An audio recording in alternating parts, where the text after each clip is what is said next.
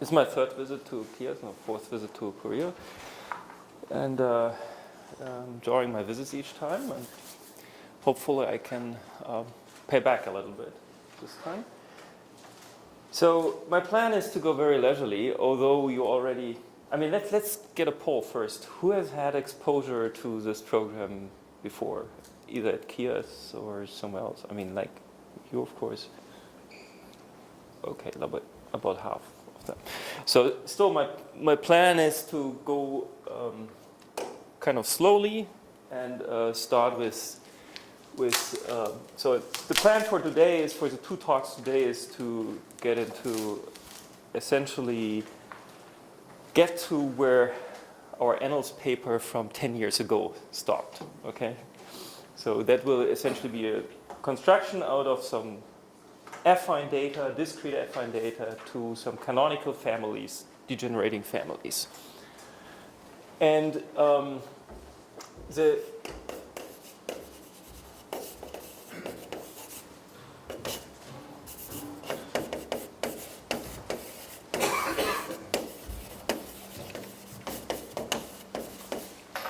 is this legible? Oh, hi, Miles. Didn't know you would be here. So understanding a purely toric situation goes a long way in understanding many features of our program.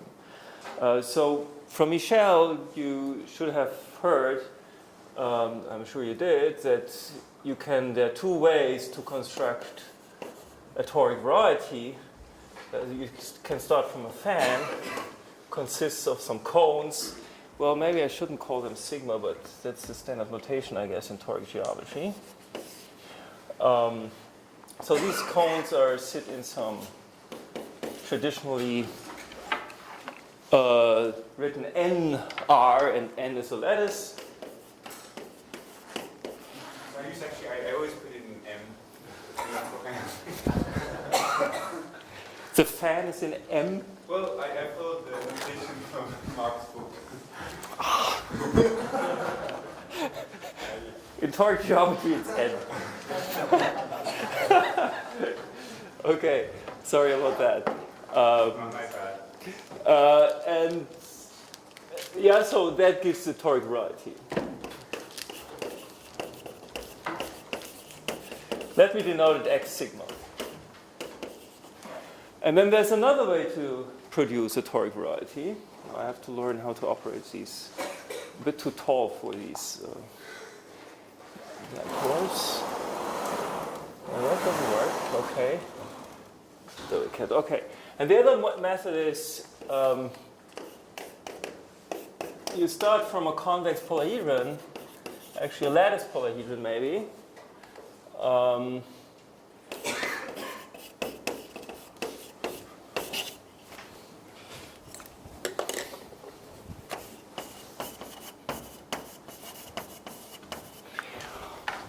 Let's call it psi, and that is now sits in MR, and M is a dual of N.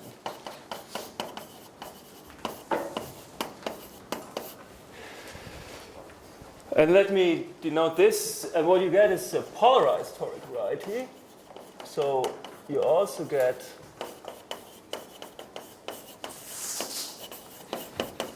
let me denote it P psi to remind you that this is something close to Pn, for example, and then there's an O of 1 bundle, O p psi of 1. Okay, and the way this goes is explicitly you can, if you know a little bit about projective classical algebraic geometry, you would write it as a toric variety, the projective variety associated, so there's written Proch. And then you can work over your favorite ground field. Let's take C for the purposes of these talks. And then you can take the cone over the thing. So that's the cone. It's a closure of R larger or equal psi cross 1 as a subset of MR cross R. So you put it in height 1, takes a cone over it.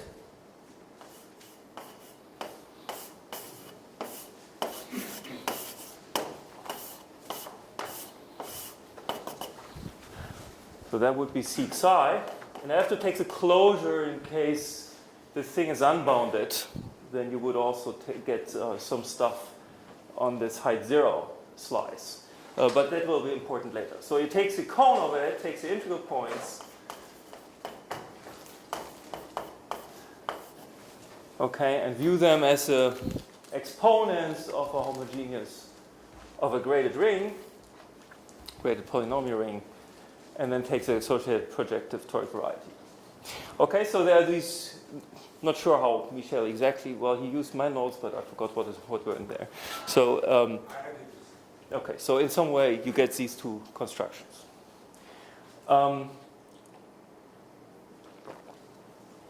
And there's actually a 1-1 correspondence. So how do we get between these pictures? Well, the first construction is more general in the sense that you get more varieties. The second construction requires more data because how do you get from 2 to 1?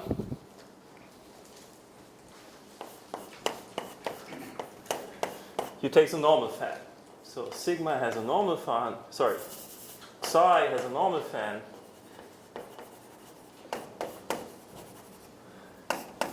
Sigma psi. And I'm not going to give the formulas. There's also a sign issue, depending if you like outward or inward normal vectors.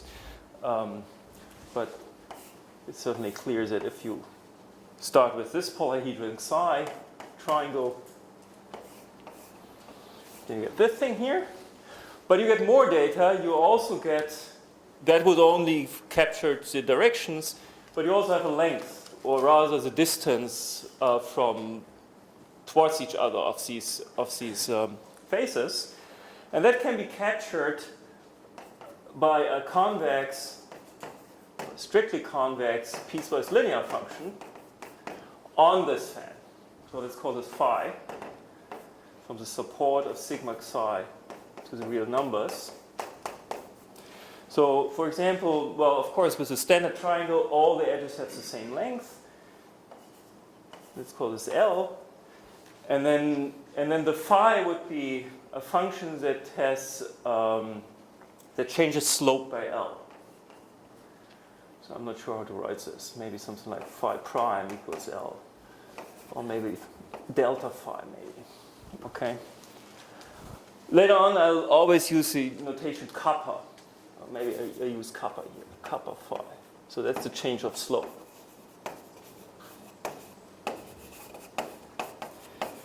So to make this a 1-1 correspondence, of course, that construction doesn't see translations of this thing here. Translations of psi. So you take psi, modulo translations, and that's then really in 1-1 correspondence with fan sigma together with strictly convex PL functions. And then the PL functions will only be well-defined. Well, we only have the kink, right? So only the change of slope. So that doesn't see if you change everything by a linear function. So this will be the same as this modulo linear functions. And that's all sound, right? The translations are in MR. And if you want integral translations, then maybe it's just M. And then the linear functions, well, that's N dual, which is also M. Yeah, so that's all fine. Okay, so that was just a review of what probably heard in Michel's talk. And now let's go to toric degenerations. So how do we get... Linear functions means translations. Here on the right-hand side? Are you right, linear functions? I meant changing phi by adding a linear function. Right, it's just... So toric degenerations of toric varieties. Of Mumford construction. So I think it's already in this very old book by Mumford from the early 70s with Sandona and toroidal embeddings. Maybe not quite written in this way, but the idea is definitely in there. So I now start, instead of starting with a fan, I produce special fans that will cover only a half space. So there's a support of the fan that's just the union of all the sigmas that may or may not cover all of NR. If it does, the toric variety is complete, otherwise it won't be.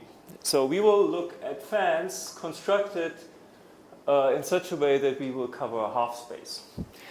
So I go up one dimension, and I start with a polyhedral decomposition.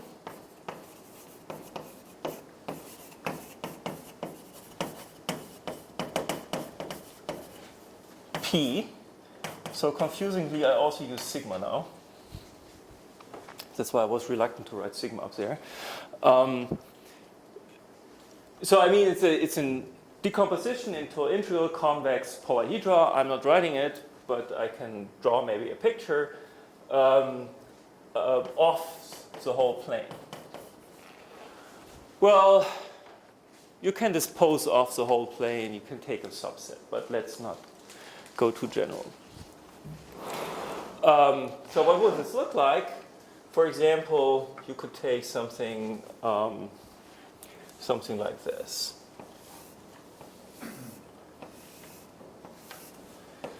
Well, now I have to specify some points, some directions. I mean, that is essentially the fan of P2, the usual fan, and then I take a triangle in here with vertices -1, 0, 0, -1, 1, 1. Yeah, so that would be my polyhedral decomposition. We have 4 maximal cells and 6 edges, 6 one cells, and 3 vertices. Okay, so if I have such a polyhedral decomposition, I can form a fan. So maybe I should. That's actually the kind of fan construction. So this one, associated fan. It's kind of the cone over P. So my notation is maybe sigma P. And you just take all the cones over the elements of P. Yeah, so that would look like, now it's getting hard to draw. These are 3-dimensional pictures, but I'll try. So here you have this figure, and then you take the cone over the thing. So now already the first interesting question is, what do we get at height 0 if we take the cone? And here will become important that we took the closure of the cone generated by Xi, because if you take, well, for the bounded cell, there's no problem, right? The cone is in here, it's closed.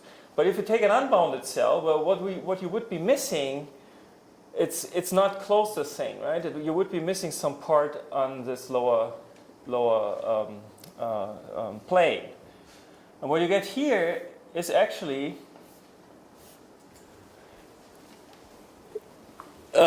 when you view this picture from very far. Yeah, so that means kind of rescaling the thing. And of course, all the bounded cells kind of shrink. And what you see is the asymptotic picture of this polyhedral decomposition. It's the asymptotic fan, or sometimes also called, the union of what is called the recession cones. So you take each of these unbounded polyhedra, shrinks the bounded parts to the origin, and gets this asymptotic thing. So down here is the asymptotic fan. Maybe something like sigma P infinity or something, yeah? And that will be important in a minute. Okay, so what you see is that from this also, so okay, that's a fan, right? So the support of this fan is nr cross r larger or equal 0. So this will not be a complete toric variety. And the way it's non-complete, you can easily see by observing that you have a map of fans. No, I'm not very good here in my spacing. There's a projection. Yeah, it's a projection to the largest coordinate. Let me just write it PR. So there's a projection here.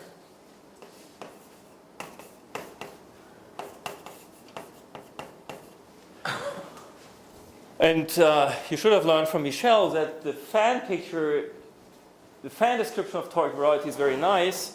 It's a bit less geometric in the way I would view it, because like the dimensions flip and so on, but it has nice functorial properties. So if you have a map of fans, you get an associated map of toric variety. Then it's a toric morphism.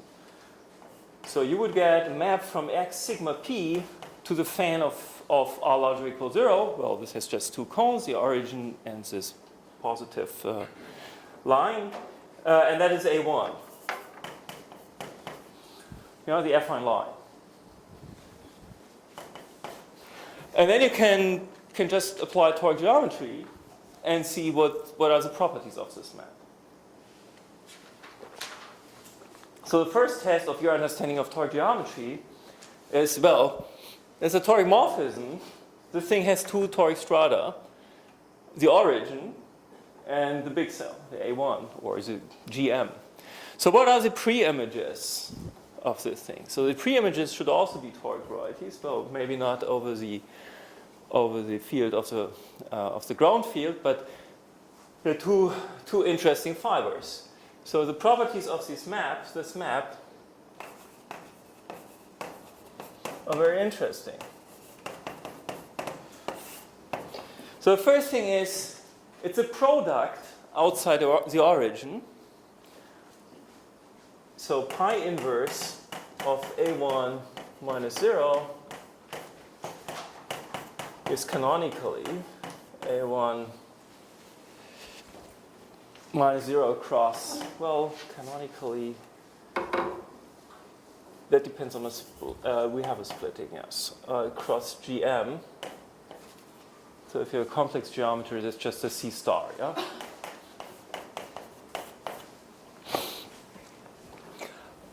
Oops, what am I doing? That's here. That's the GM, sorry. Cross, and then we have the toric variety corresponding to the recession, the asymptotic fan, sigma P infinity. Okay. Yep. Is there any relation between this exchange between a star and a triangle with the Young-Baxter equation? I don't think so. But maybe you'll tell me your thoughts after the talk. Who knows? It's always difficult to say there's no relation. But I would be highly surprised. Okay. Yeah, so, right. So in this case, there is a trivial family of P2 over the complement of the origin. So it's P2 cross C star minus 0. And then something interesting is happening at the origin, and that apparently has something to do with this polyhedral decomposition. So what is pi inverse 0?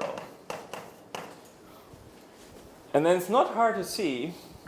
Well, first, so what are the divisors? Yeah? So divisors correspond to these extreme arrays, so the one-dimensional things here in the fan. Well, we have seen the divisors that we have down here. But then the central fiber, this pi inverse 0, also is a union of divisors. It's a union of toric divisors. Yeah? So we have toric divisors that kind of go horizontally. that was, let me try to draw this. So this is a P2, then we have these toric divisors.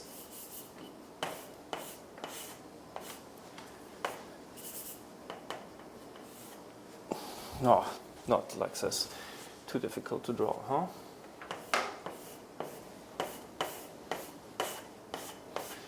So this is P2 cross A1 minus 0. You can tell I'm a very visual person. And then as a central fiber, something more interesting is happening. So what is it? There are more divisors. It's a union of divisors, of course. Yeah? So it must be just by looking at the dimensions. And apparently it must be coming from these rays that do not lie at height 0. And these are in 1-1 correspondence with the vertices on this side. Yeah, so that's apparently a union of something happening with the vertices. So I'm using this notation to denote the dimension of the cells. Yeah?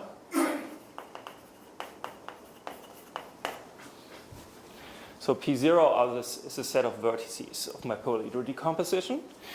We have 3 vertices.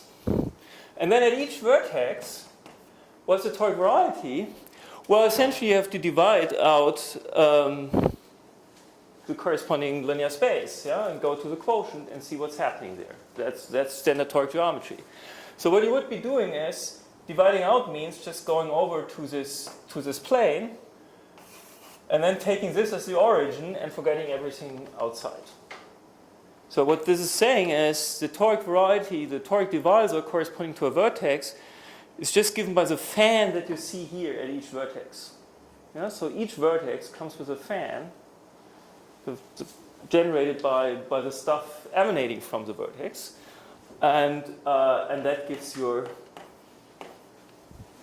your irreducible components.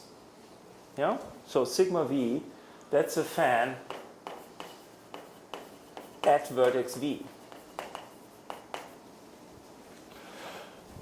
So now it's become impossible for me to draw, but what you can see here, well, that's already kind of interesting. You know? So this is not just P2s, it's some kind of weighted P2s. I guess it's a P112.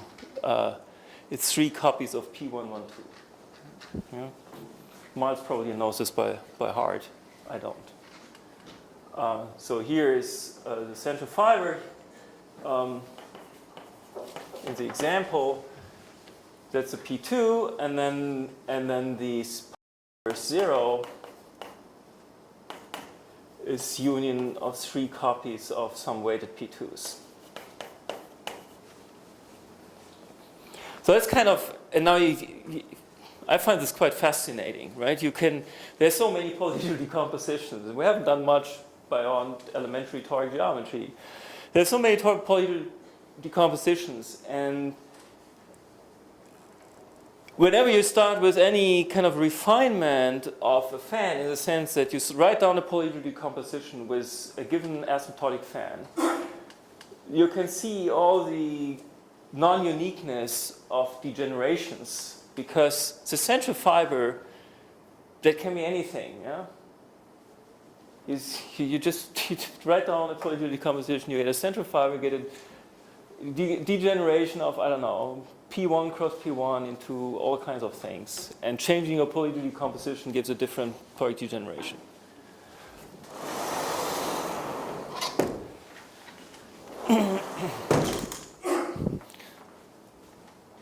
Everybody fine with this picture? Because it's very important. It is called I don't know if it has any official name. I call it toric degenerations of toric varieties. But I don't know if there are any other suggestions. This is the Mumford construction. Yeah? Or I call it the Mumford. I mean, there are many Mumford, but this is certainly something I think he was the first to observe. And he used it to study degenerations of abelian varieties. He has a paper on that. So how this three weighted productive space glue? Oh, that's a good question. Yeah, how do they glue? How do the irreducible components glue? Right, I have only told you the vertices, but of course you can also see the higher codimension toric strata by looking at the high dimensional cells. So they would glue along divisors. Yeah. So any two vertices may or may not be connected by an edge. If they are not, they are disjoint. And otherwise, you have to do the same thing now with the edge. So you divide out the two-dimensional space generated by the thing. That gives a P1 in this case. I mean, it gives a line, so that corresponds to a P1, and that's the P1 where they are glued. And there are maps of fans in the corresponding way that tells you exactly how they are glued. So they're glued in a standard toric fashion. Yeah, so a toric variety, each toric variety is also something we keep forgetting. It's not just a variety with an action of a torus, of a C star to n, but it's really a compactification of C star to n. So it comes with a distinguished point.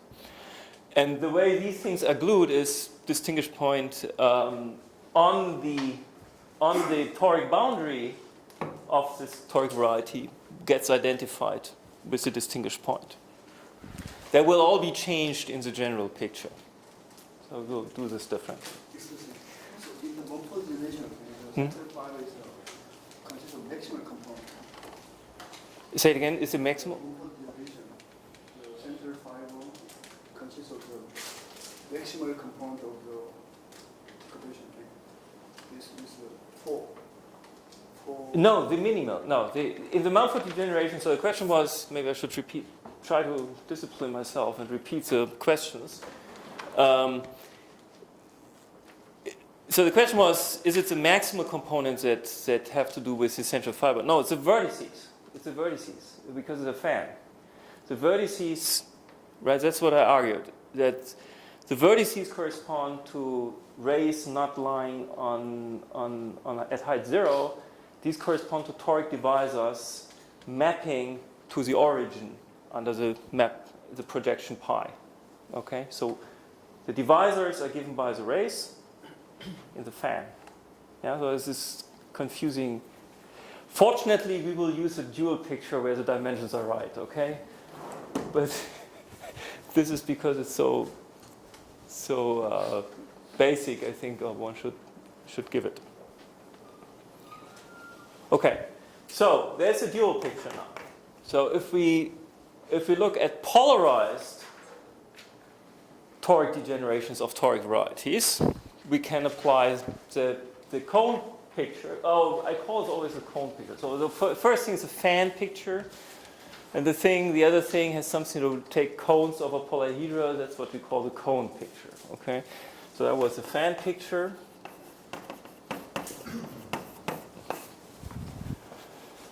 And now comes the cone picture.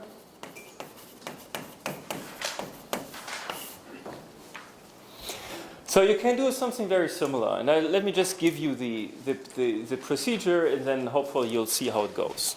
Why these are the same if you endow this thing with some kind of convex PL function. So the cone picture would start with again a polyhedron. And you take a polyhedral decomposition.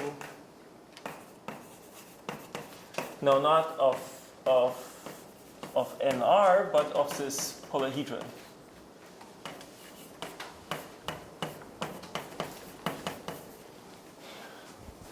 Yeah, so what I mean is that you take psi is the union of sigma, also sigma, okay?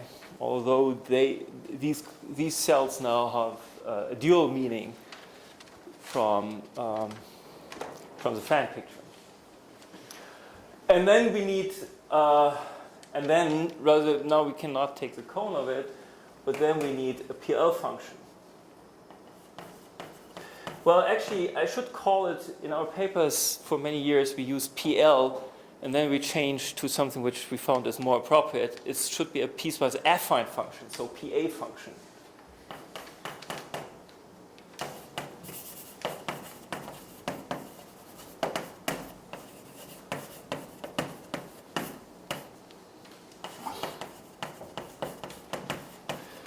So now it becomes exceedingly hard to draw. Let me just do this in dimension 1.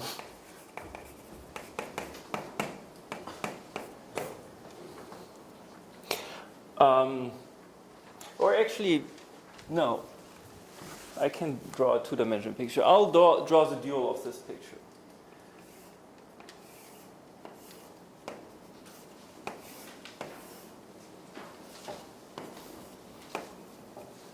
So let's say we take this triangle with vertices -1, -1, 2, -1, -1, 2. Then this would be the origin. And I specify my piecewise affine function again by specifying the kinks. So now, first time to use colored chalk maybe.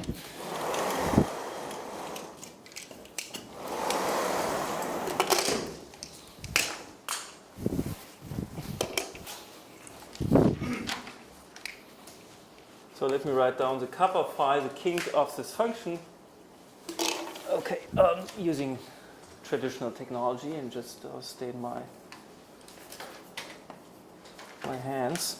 So just take kink 1, change of slope 1 at each of these edges. You have to be a little careful. I mean, you cannot write any numbers here. Okay, so there's some consistency condition. It's just linear algebra. Yeah? Make sure that there is actually a function with these kind of slopes. But I'm not getting it, right? It means you take the sum of the normal vectors weighted by these things, and then you should get 0. Some kind of balancing condition. Okay, so that's a kappa phi. And then what you can do is, now we build a polyhedron in MR cross R. So from this data, you get a polyhedron, unbounded polyhedron,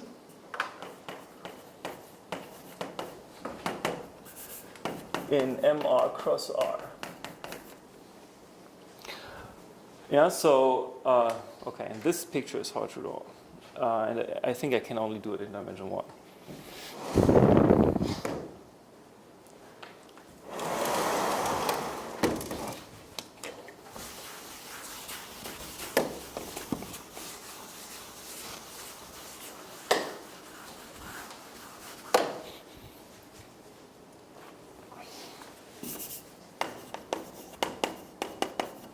So in any one, it's pretty boring, right? You just get a line.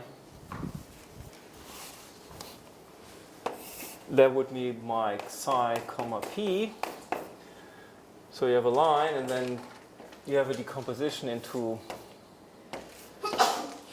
integral length intervals, and then you start drawing the graph of phi.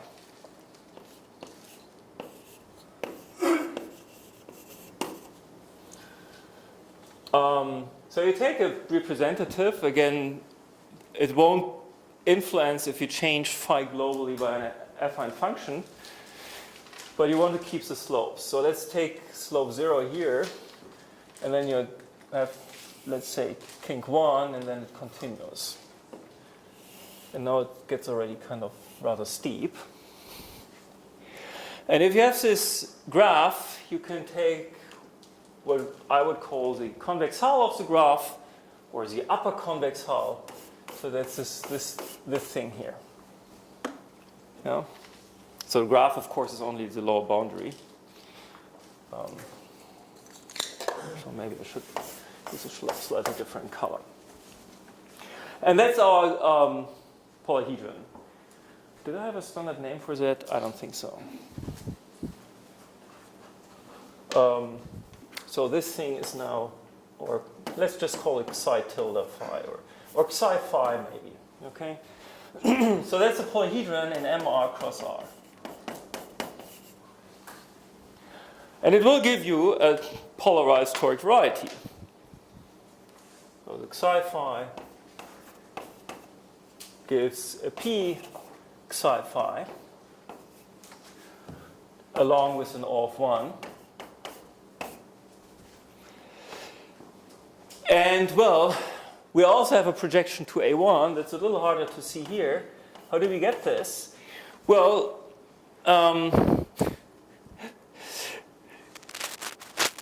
this thing is now, okay, so this may be something that Michel didn't alert you of. If psi is not a bounded polyhedron, If it's a bounded polyhedron, it's just a toric variety over a point. If it's an unbounded polyhedron, it will be a toric variety over the affine toric variety that's given by the asymptotic cone. So this unbounded polyhedron has an asymptotic cone. So let's see. So this has an asymptotic cone.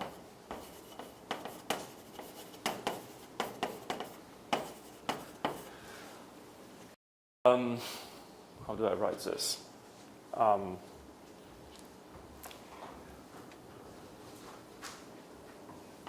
Sigma maybe. Okay. Sigma phi, whatever. And that gives a toric variety. Well, in this case, sorry.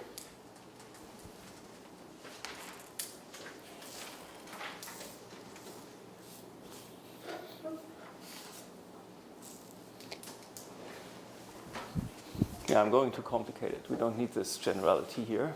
In any case, so this the ring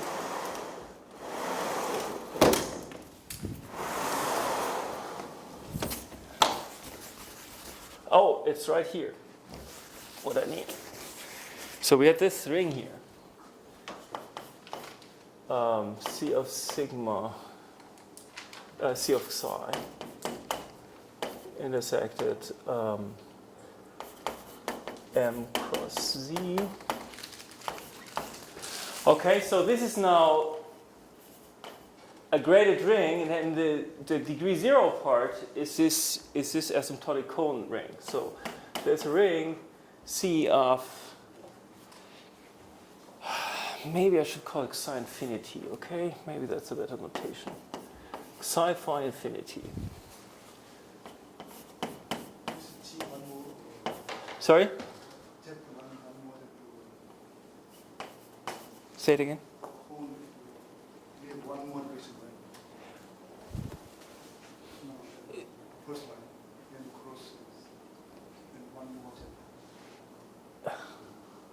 I'm confused. What's the mistake?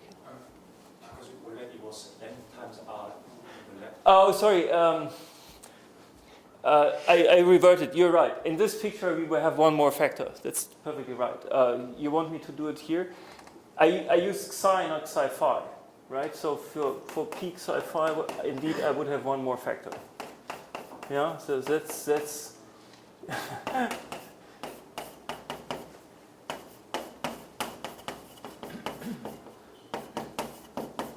That's what you meant, yeah? Right, then, this is indeed not right, yes. It became wrong at this point, yes. And then M cross Z. Okay, and this is the degree 0 part, so it's an algebra, it's a graded algebra over this ring. So these projective toric varieties come with a toric morphism to a canonically associated affine toric variety. And in particular, any kind of vector fields that you can write down, and the integral vector fields that you can write down on your cone, that has to go in the kind of asymptotic direction, will give you a monomial, a global function, monomial function on your toric variety. And the one we take here is just the vertical one. Yeah, so this vector field, it's given by 0, 1. Yeah? That gives your t coordinates that you have here.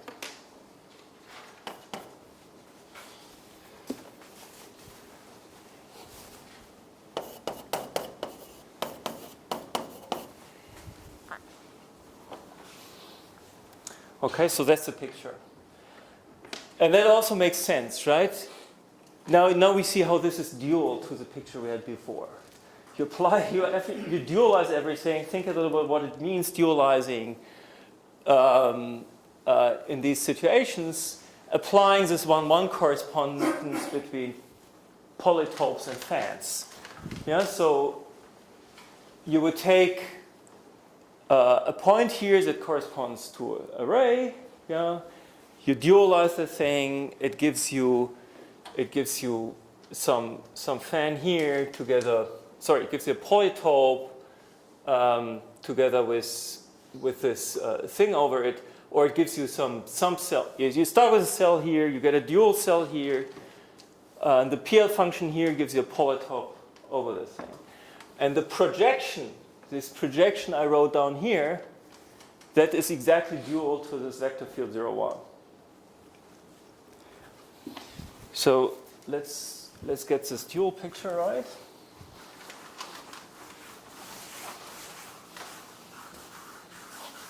Oh, now I'm messing up my. I'm going to take these things. Okay.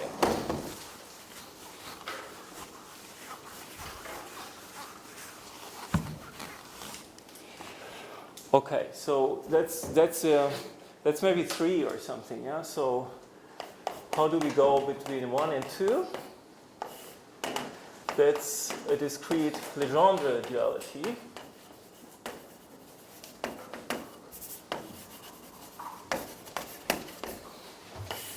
Well, what would you do? So on one side, you would now have a polyhedral decomposition. So let's change my notation now, okay? So I call B, let's say, oh.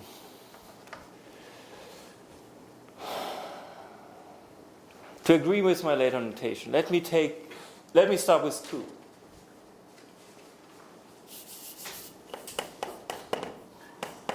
So B is my psi, and then I have a polyhedral decomposition P, and this PL function, or piecewise affine function phi, given by kappa phi's, just by this collection of changes of slopes with some compatibility in codimension 2. And then you associate to it a dual polyhedral decomposition. Let me call this B check. And that would associate to each cell here the normal data. So you would start with let me call this, how do we call it? Let me call it maybe sigma check, and where sigma lies in P. So for example, if we have a polyhedral decomposition here, if that was your polyhedration P of some polytope, and you have a vertex, then for the vertex, you get the PL function with all these kappa phi's, and the sigma check, so the V check, would be the normal polyhedron that you get is a kind of Newton polyhedron for the PL function. So these are the corresponding, so this is a Newton polyhedron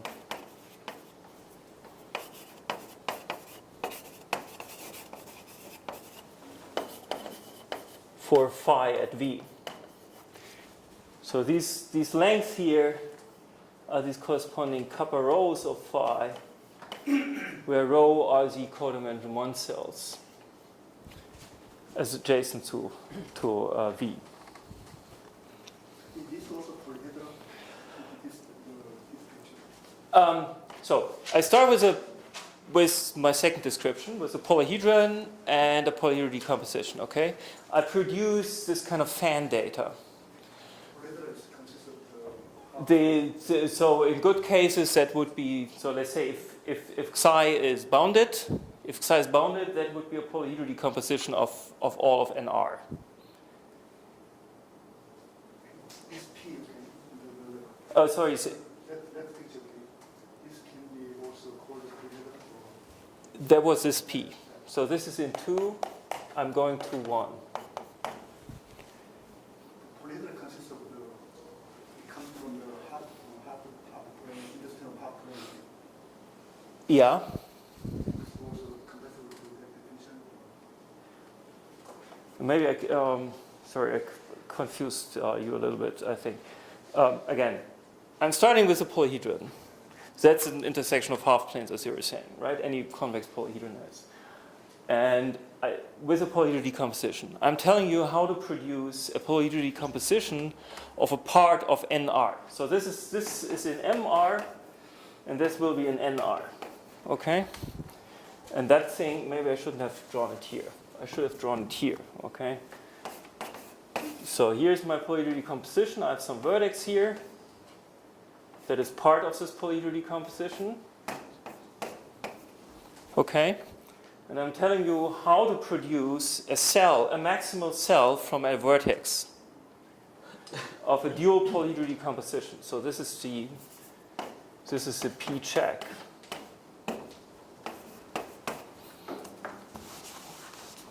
So the V gets mapped to the V check, which is the Newton polyhedron for phi at V. Does it make more sense now? So and so on, yeah. So if you take a maximal cell, that will give a vertex of the dual decomposition, and the PL function phi check is such that it has the Newton polyhedron, the maximal cell you started with. Yeah? So it's an exact 1-1 correspondence.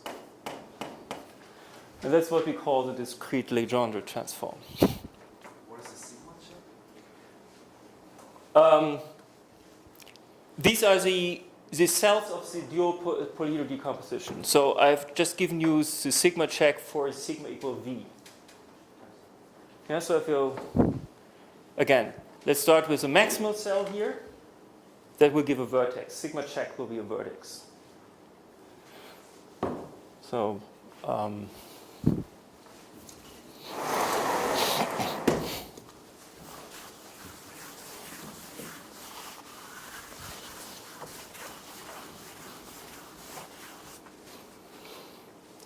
so the discrete Legendre duality or transform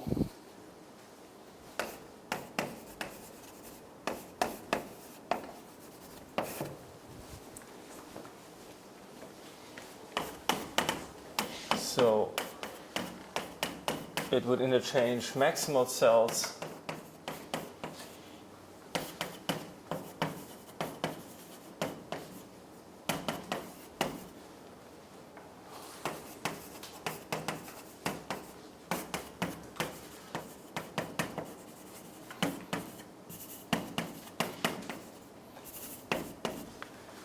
yeah, as it should.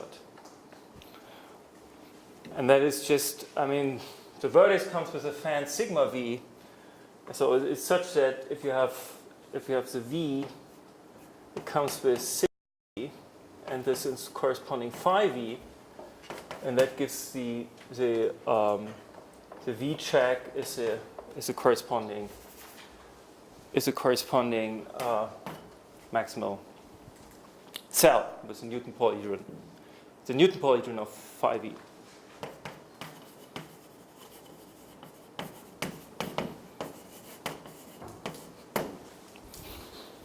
Does it make sense now? I messed up a little bit, sorry.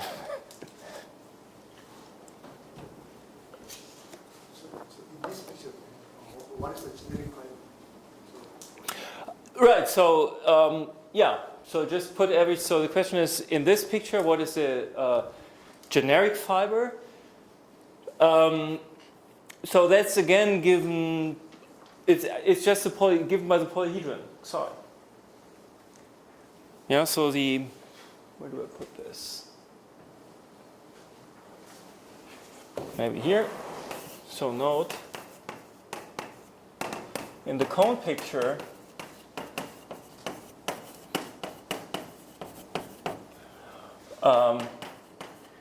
the general fiber or generic fiber or over A1 minus 0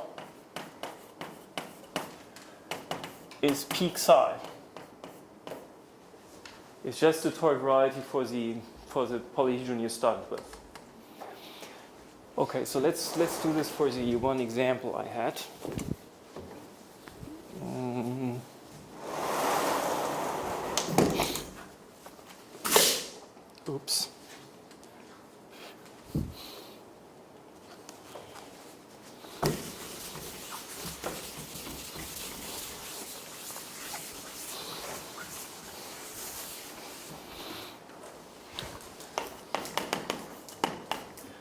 Yeah, so we had this example here. There was a degeneration of P2 into 3 weighted P2s.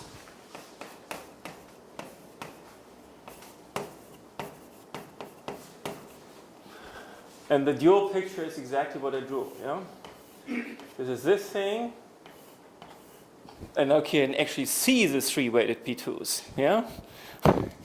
That thing is a P2, and here you see 3 triangles, each given a weighted P2, giving a weighted P2. So in either way.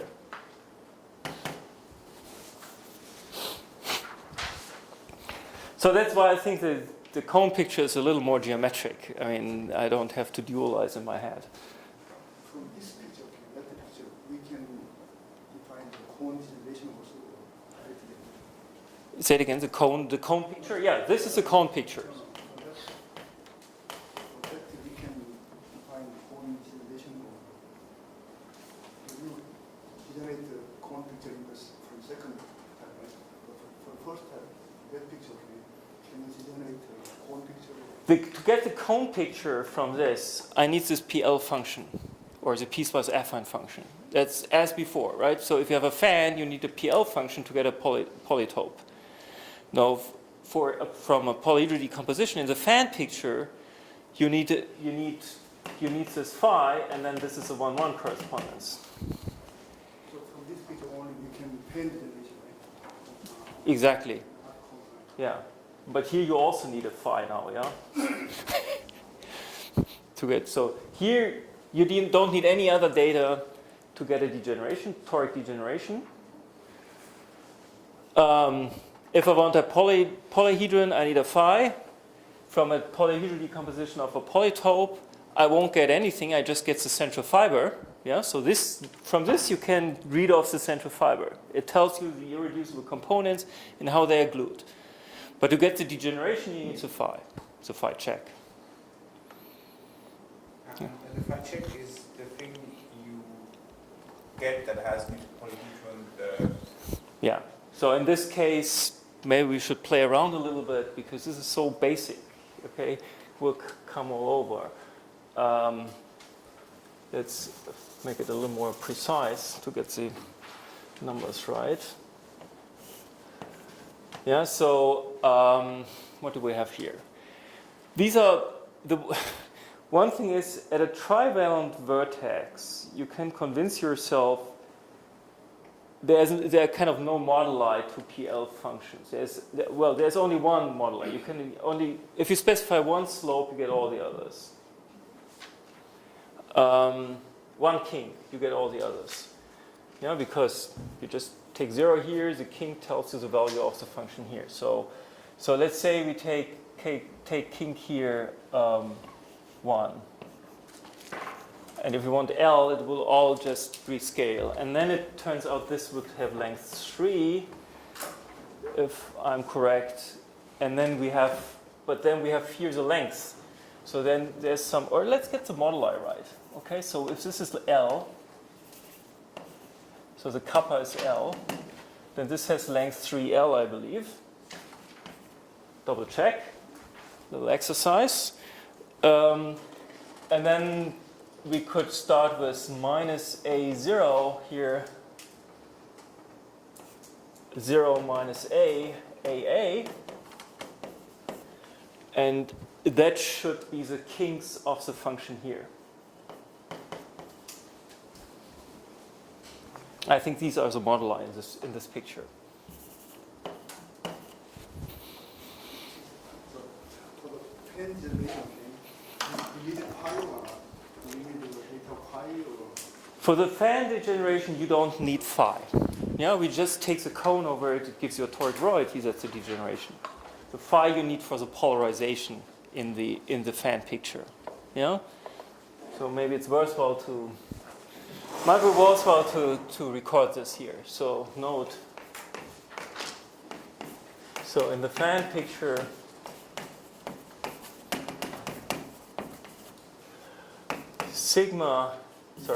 P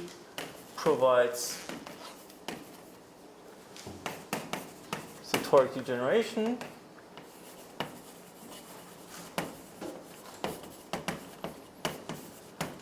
sigma p to A1, while phi, that was phi check. I probably messed up with phi and phi check at some point, huh? Phi check defines the polarization OX of 1.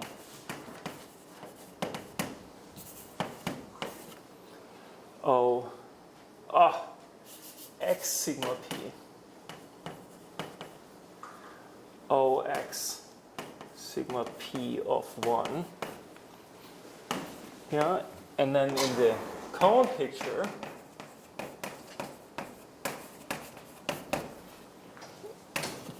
and the asymptotic fan was a general fiber, yeah? Defined as general fiber. In the cone picture, P or psi comma P provides x0, so that's the inverse image of 0, and it's just the union of all the maximal cells.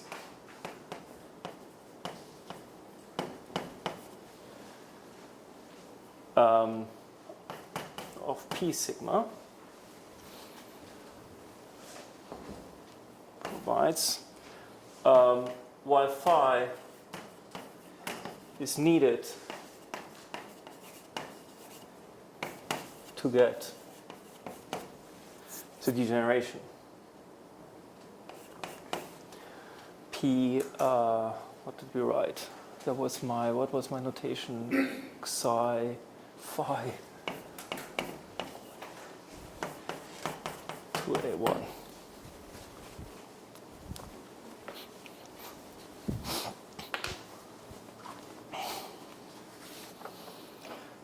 Page 1 not even done. No, but that's perfectly fine. I'm happy. Yeah? The balance how to glue the polarization. How to glue the polarization? Why does the polarization glue? Well, in general, there will be an issue, but in the toric case, everything is very, very simple. I mean, essentially, what can I say? Well, we are using toric geometry, so you never really glue. You do something globally right away. Yeah, I'm just writing down a projective, a graded ring. That comes with a polarization, so you use the thing. If you want to think of having irreducible components with an O of 1 bundle and then wonder why they glue, well, there will be a cohomological problem. So they are isomorphic on the strata. That's by construction. And then you can set up some co-cycle that will tell you, will measure why it's not. And that lives in a cohomology group that vanishes because we are on a polyhedron that kind of contracts. But in general, we will actually have an obstruction to projectivity.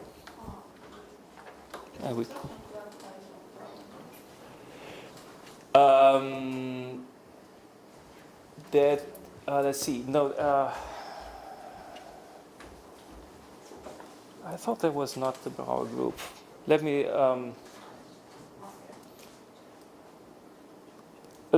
We'll have this tomorrow, I believe, in some disguise. Okay, I know the answer, but not off my head. Okay. So then let's do what.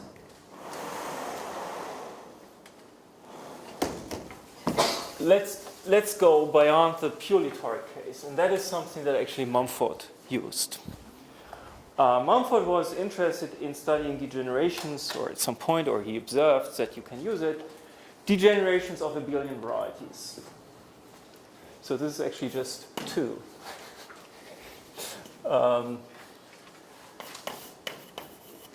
So that's, I would call this still toric degenerations. So still some kind of Mumford construction.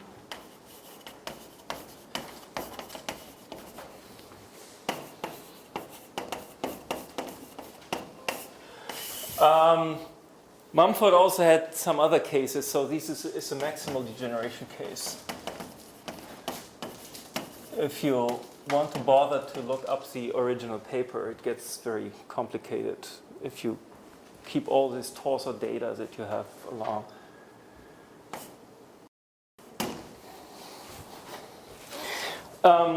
So what you do is the following, and that's, you did not study the Tate curve, right? You didn't. I gave lots of elements of it, but it was very confusing. And Okay. but I basically gave more or less everything, but I don't think people. Okay.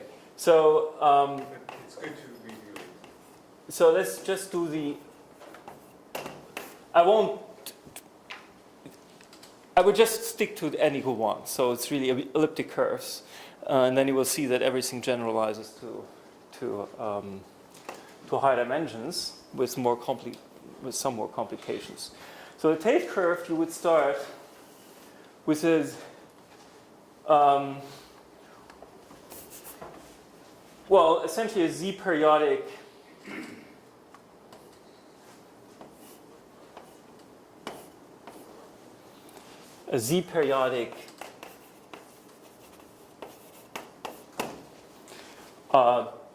decomposition, polyhedral decomposition of the real line.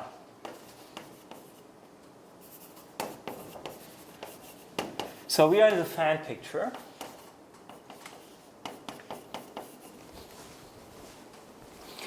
So my periodicity is this here, yeah? So for example, you could take length 1 and length 2 or something, and then it repeats. And now what you can do is, now let's just follow what we did. Put this in height 1, takes a cone over it. But now, before I secretly assumed that my polyhedral decomposition is somehow finite. But that's not really necessary. You can as well do things with infinite things, but then of course your toric variety won't be finite type. Yeah, so the rings involved will not be finitely generated. But you can do it. It's locally finite type, but just not globally. It's not covered by finitely many charts. So the corresponding toric variety, what is it? So of course it continues, yeah, and then so it becomes more and more, but never finishes. So the support of this fan, let's call this still P, and then we have a sigma P, and the support of sigma P, that's a strange thing, right? It's the NR cross R larger 0, and then union the origin. It's not closed.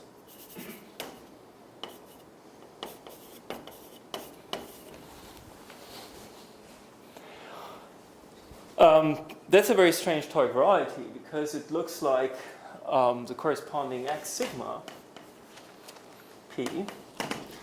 It has infinitely many components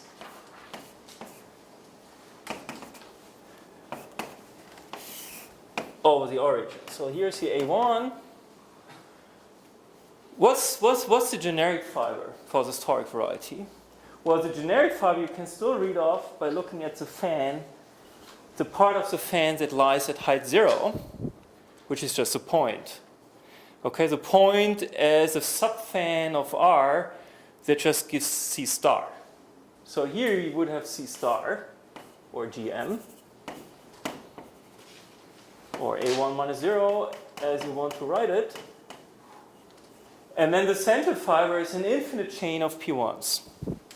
Yeah, because you have infinitely many of these points. Each point has normal fan, the fan of P1. So it's just infinitely many P1s glued together, pairing 0, infinity. I find this already kind of a disturbing picture. The origin. There's no unbounded cell. They all collapse to the origin. Okay, so now the picture of looking from very far is not quite accurate, but if you do it formally correctly, it's just the origin, yeah. Yeah, you can explicitly get this. I'm not sure if Michel talked about that. One nice way to get toric morphism is to refine a fan. And refining a fan means blowing up. So you could start here with a fan, with some fan, let's say the one that has just, what would you start with? Some rather large thing, yeah? And then you start subdividing, and that would just mean blowing up the central fiber again and again. Of course, torically it's not quite right because you have to blow up the points that you removed, but 0 and infinity. But it's some kind of infinite blow up, and then you remove something. You could start with P1 cross A1 and then blow up infinitely many times and remove something horizontally. Okay, so this is a toric variety, and then sorry, now it comes. So why do we want it periodic? Because it's periodic, you have an action of the integers on this picture. So Z periodic gives the Z action on sigma P. And then, of course, you get a Z action on this X sigma P, because it's all functorial. So what it will do is, of course, now your polyhedral decomposition, this fundamental domain of the Z action, has a bunch of vertices, and it will just commute these things. So let's say here we would have modulo the Z action, we only have 2 vertices. So there will be 2 irreducible components, and then by the Z action that will cover the whole central fiber. Okay? So now you would like to take the quotient. And now it gets interesting. Because taking quotients in algebraic geometry is extremely tricky. And to see the trouble that's coming, it's good to go to the analytic category now. So let's look at this picture of a C. So Z quotient. Of course, you could make some formal thing and say that you take a stack mod Z, but then you would find it has a very awful stack. So let's see what the trouble is. So over C, let's look at what the Z action is on the general fiber, away from the origin. So the family over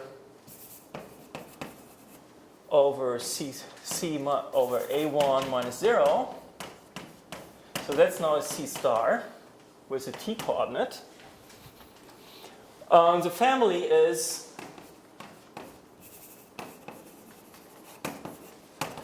just C star cross C star. Let's use Z coordinate for this fiber-wise coordinate. That's not a 2, that's a Z. And then the action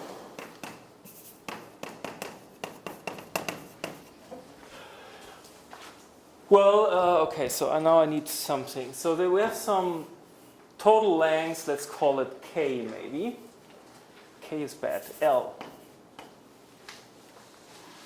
And the Z action would go like this. It maps T times, it maps Z, the generator of the Z action maps Z to T to L times Z. And L is the kind of how the Z action works. Another exercise in toric geometry, very easy. Yeah, I could just look at this kind of fan and then see what's happening on the maximal torus. So why is this a disturbing action from the complex analytic point of view? As long as the absolute values of T is very small, this has a very nice fundamental domain. So it's an exercise in complex functions, part 1. And it's an analysis. So if the absolute value of Z, t is less than 1, you have a fundamental domain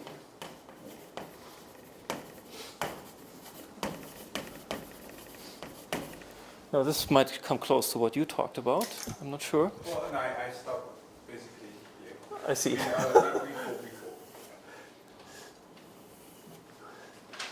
I didn't push it basically. That's a fundamental domain. It's an analysis. And the quotient identifies this outer circle with the inner circle by a twist by t. It's in a very interesting family. So, but now what you see is, if t goes towards 1, all hell breaks loose. Yeah. So if you take t to 1, it gets a very bad action. You have a z action by something, let's say, non-rational of absolute value t, and it's no chance to make this Hausdorff or anything. So we cannot take a global quotient. And the global quotient doesn't even exist in complex analysis, and certainly not as a scheme. So that's why, and that's a very basic feature also of our construction. Typically, these things don't live over A1. I mean, this cannot be expected. Degenerations of K3 surface and stuff. Why should they live over A1 as a rational thing? No, we have to become much more local. So what you can do is, what you can certainly do is, you cut off by finite powers of t. What works, work modulo t to k plus 1. Not sure how happy, who's comfortable working with non-reduced schemes in this audience? Nobody? Lawrence is, Michelle is, well, Miles certainly is, but that's about it. Okay, so don't worry too much about it. It's actually very simple. Because topologically, nothing really is happening. You would just take the central fiber and then do something to your rings. So it comes with a sheaf of functions. For t equals 0, it's just ordinary functions. If you work modulo t to k plus 1, they have some higher order information. But it's still a sheaf of functions. Okay? And that means working modulo t to k plus 1. So that means, i.e., you take x0, take this O x sigma p mod t to k plus 1 as a sheaf. And on this thing, nothing, that cannot see this trouble. The quotient exists, there's no problem. Yeah? So in this case, we can get, let me call this xk maybe, not quite consistently with the x0. Well, maybe it is, but this 0 is a different 0. This is not the 0 in the complex numbers, but the 0 in the integers. So we get this quotient xk mod z. Okay?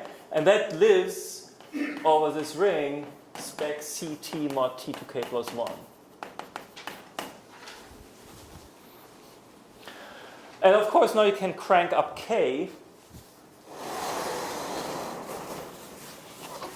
and it won't cause any trouble. Everything is consistent, and what you obtain is, then take k to infinity, and what you get is what is called a formal scheme.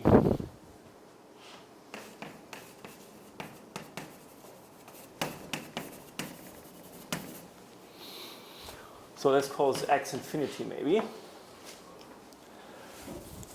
A formal scheme that's still an x0, and then you have some inverse limit of these rings, OX sigma p mod t to k plus 1, and the inverse limit is over k. That's a formal scheme, and there's a whole theory of formal schemes, many things you can do, and that takes you to a certain point. Maybe that's not quite what you want.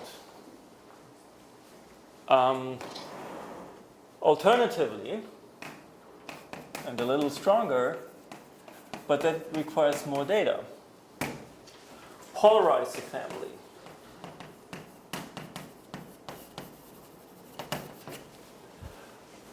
Z equivariantly.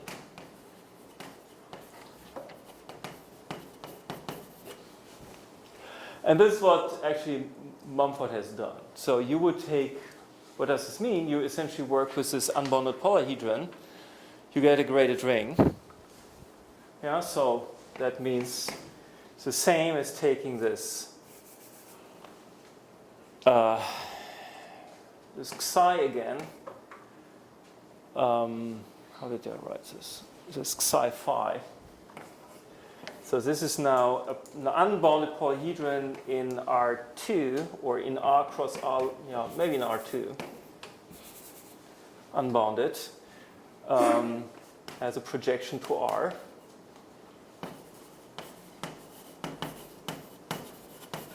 The slightly complicated Z action, because Z action would translate on the base, but then also do something on the polyhedron, so the lower boundary actually gets to the lower boundary. So the Z action, there's some Z action that you can write down on psi phi. And then you can actually get a graded ring and do the Z quotient on this graded ring. Provided, and that's the tricky part, that you work formally. So we can take Z quotient of this graded ring, C of psi phi intersected M cross Z squared.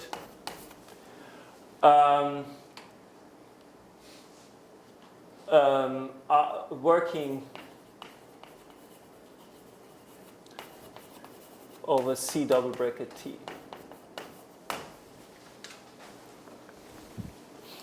So you work formally. So there's no way in algebraic geometry not to work formally, I think. In this case, there's nothing in the Zariski topology that will save you. Just to check, so this phi here, in this case, it's this function where the slope increases by periodically by 1.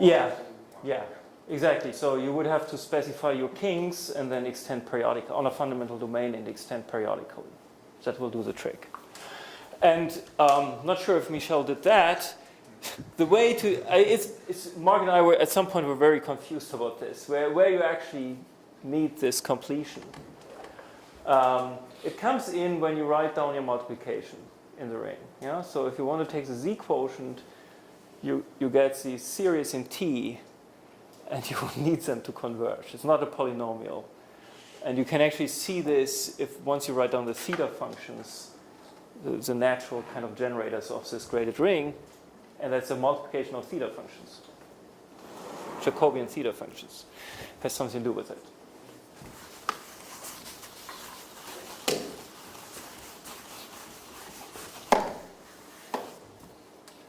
So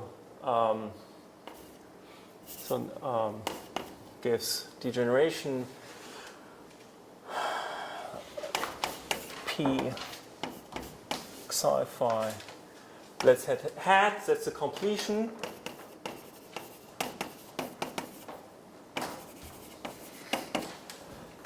For t to infinity, so mod t to k, k to infinity, and then it takes a Z quotient, and that's my, let's call it curly x now. And that would actually live over spec. That's an honest spec, but there's a formal power series ring. In the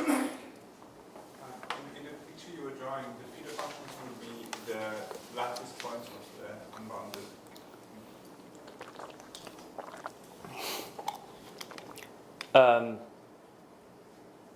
no, the lattice point, not of the unbounded polyhedron, but of the theta functions belong to, well, no, that's okay. Yes, you can do that. This pi comes from the polarization of the plane picture. So what was the polarization? Sorry, say it again. The phi comes from the polarization of the fan picture, but yes? What was the polarization?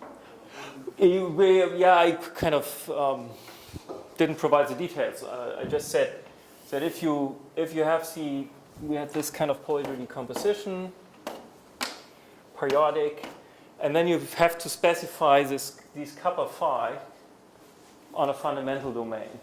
So you would define kappa 1, kappa 2, and then extend periodically. And that will do the trick. So maybe draw a graph of what pi would look like? Sorry, say it again? Maybe draw a graph? Well, I'm not sure if this would have any meaning. It would look the same as I mean, Yeah. how can you tell how periodic it is from looking at these? I can't. Maybe you can, but I don't think it's very helpful. This is pi check.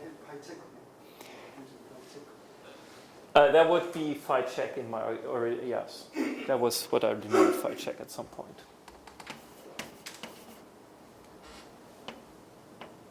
Yeah. Anyway. Okay, so and then and now you can play the same game with polyhedral decompositions of NR. Now it has to be periodic with respect, maybe not z squared, but some lattice of rank 2, of rank n. Yeah. So in general, high dimensions.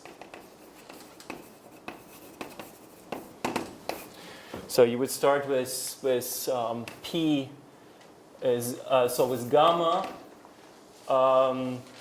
is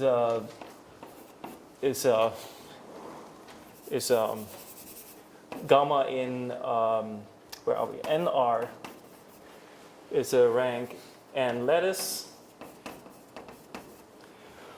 and then we have a gamma periodic.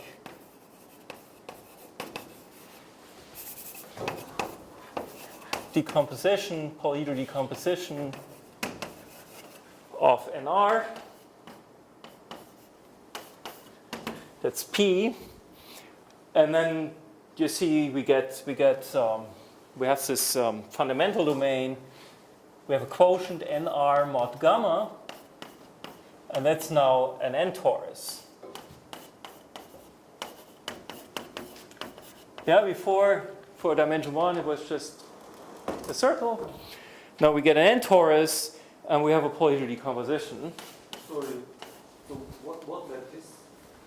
Okay. That's part of the data. Yes. You take a lattice. Yeah. It may not be just kind of, just take some. Actually, maybe I want an. Sorry. I want an N. I want an integral lattice actually. You mean what the meaning is of the lattice? Oh, what is a lattice? This is rank. Rank n.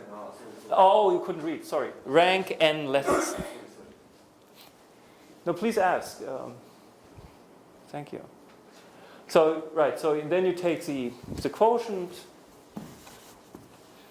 get something interesting, and then some polyhedral decomposition of this thing. Periodically continued. Sorry, say it again? Yeah, and then take a sublattice. Yeah. Yeah, so, right, you could write n mod gamma. Finite, yeah.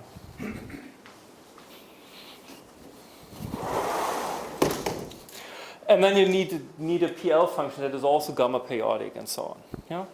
And then we'll give you gamma periodic phi.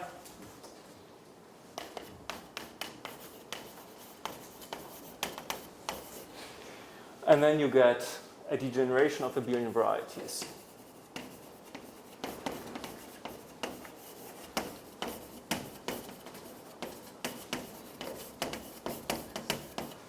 And the central fiber is still a union of toric varieties, glued in some way. I mean, there may be self-gluings, but other than that, it's just honestly a toric degeneration of abelian varieties, and X0 is a union of P sigma. Now, more intrinsically, you could say, forget about this construction. I think some part of the problem, for me at least, reading these papers on abelian varieties, it's not written intrinsically. So they always keep the data of the lattice and the n and so on. For me, I would work on the torus NR mod gamma. So it's an affine toric. It's a torus that has an affine integral affine structure, and then we have a polyhedral decomposition of this thing. Yeah. So equivalently, may work on torus. Let's call this B now. NR mod gamma with polyhedral decomposition. So P mod gamma, so to speak. Yeah. If you want to see some details on how this works, You can piece the dual one, right? Dual picture. no, that's not dual. I'm just PP. no, P is not dual. I'm working on the same side. I'm just saying, either you're working with a gamma periodic decomposition on NR, or I work with some polyhedral decomposition on this quotient by gamma, which is a torus. So you mean the fractional component, sigma. Yeah, for me, a polyhedral decomposition consists of components of cells of any dimension. So I have vertices and edges. P is in N or N? P. That would be still in N. N? Yeah. As you said, the central fiber consists of the... Oh, that's your... yeah, you're right. That's bad. Yes. I'm mixing my pictures. Yes, you're right. Thank you. Yeah, here you want the sigma. Gosh. You're right. How do I write this? Maybe sigma and then...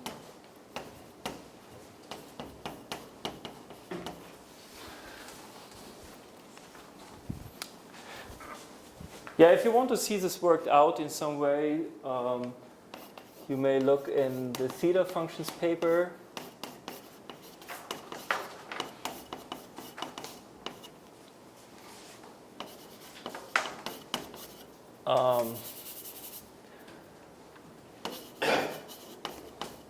On the archives, long paper, beginning of last year, with all 4 authors. And there's an example section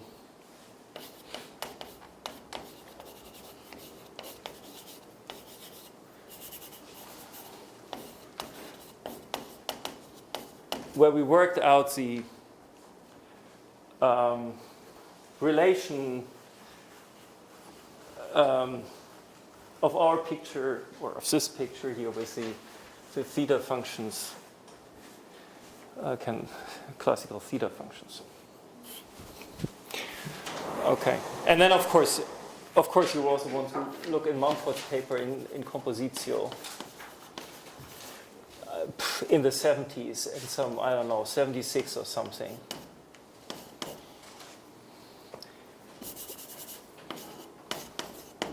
Compositio.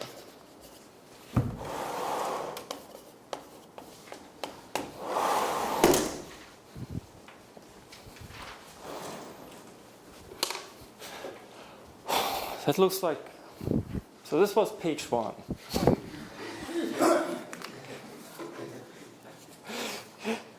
Okay, that's fine. I think it's time to stop, right? Or maybe I just write something where we are headed, right? Let me just say this little thing, and then we stop. So how is it going to continue now? So this was all Toric stuff. Where's my chalk? Something to. Oh. So the next thing will be these more general Toric degenerations.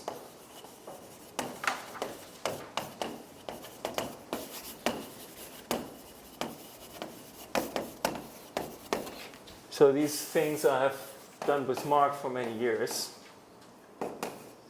I don't know, 2001 probably, 2002, depending when you want to say we started with this. So I think a good example to keep in mind, and it's actually an example that we can reproduce in our program, is a dwarf family. Say for n equal 2, there's a nice degeneration of K3 surfaces, quadratic K3 surfaces. So you write x0 to 4 plus x1 to 4, x2 to 4, x3 to 4.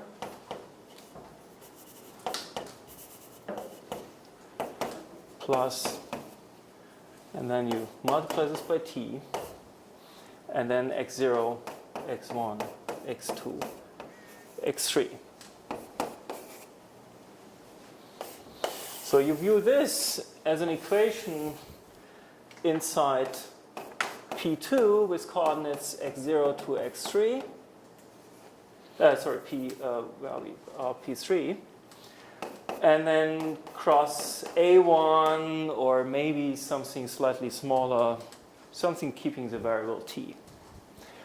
Now if you look at this family, at t equals 0,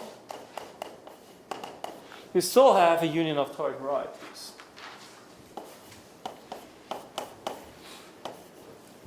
Four copies of P2, and they are even glued in absolutely standard Toric fashion, just the way we did before. So you could describe this by this polyhedral complex. Take four standard triangles and glue them in the obvious fashion to get the boundary of a tetrahedron. And you could kind of feed this into what we did before. So each cell gives a projective Toric variety, and they are glued together along these divisors to give you this central fiber. But something is wrong because that family, first, the whole thing doesn't fit into R2, because it's kind of topologically non-trivial, and this whole family is not Toric. There's no C star squared action or C star cube action that would produce a corresponding Toric strato. So our program is designed to keep to work with these situations. So what's going on? If you embed this thing into the total space, so let's call this too many axes here. Maybe the family is a curly X, okay? So if I look this in this family curly X, and then the first thing you observe is that the total space of this family is not smooth. It has 24 equals 6 times 4 A1 singularities.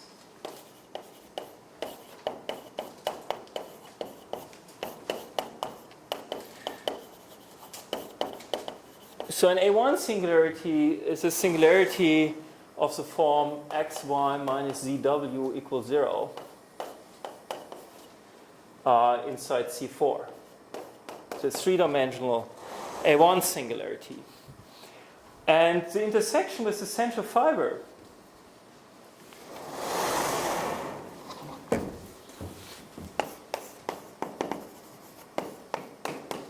well, what is this? Well, how do you compute the singular locus? It takes the zero locus of the thing and takes the common zeros with all the partial derivatives. I think you write curly x 0. Yes, that's definitely better. Yeah. I'll keep making this mistake. I shouldn't use x. I should have written z for the variables. Anyway, so x singular with x0 is a union of the zero loci of this first polynomial. So this is x0 to 4 plus x3 to 4 equals 0, intersected with this singular locus of x0, which is this union of 6 copies of P1, just a double loci. And now it becomes easy, right? So each of these are coordinate hyperplanes, yeah? So you take 2 variables to 0, and then you are left with 2 more variables to the power 4 equals 0, and they have 4 zeros. So on each of these P1s, we get 4 zeros times 6 equal 24. Yeah, so this looks like, now this looks the same as this union of 4 copies of triangles.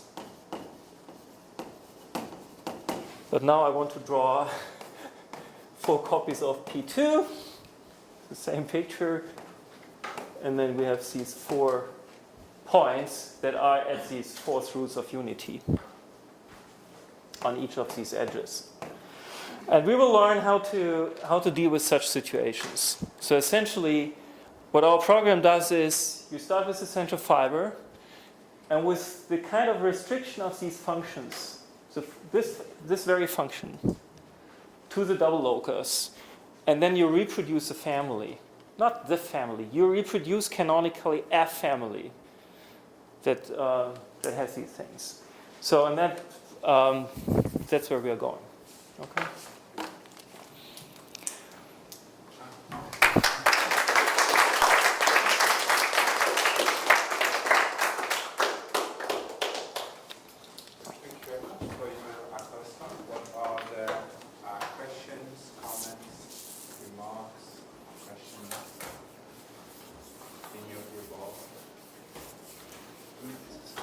Maybe one question. So you said that you have to work with a spec of K double bracket T. Don't you have some recent work with Helge where you can smooth it? I mean, you can right. actually. I'll talk about this tomorrow. So the question is, yeah, sometimes we can do more, and actually, well, more. Yeah, it actually proves that we have analytic families. We are very close in finishing this proof. I'll explain this to. Hopefully, I'll get. Yeah, I have to do something to my schedule, but I'll tell you how to get that. So we don't only get formal families, we actually get completions of analytic families, which is not obvious from the construction. Does this also apply in the for the third generation of Boolean varieties? Yes, yes, sure. But that's classically known. Oh. I mean, you just write out the formulas and look. It's classically known. So maybe this afternoon you will continue. You will explain us how to reconstruct a family from. I will give you some of the main ingredients. Yes, I mean going to the construction. I did that once in a 4 talks thing, and I think nobody could get anything out of it. Yeah. You had some question? You have the format of action. Yeah. So, but you have to recover the arithmetic invariant of the vocabulary, like What invariant? arithmetic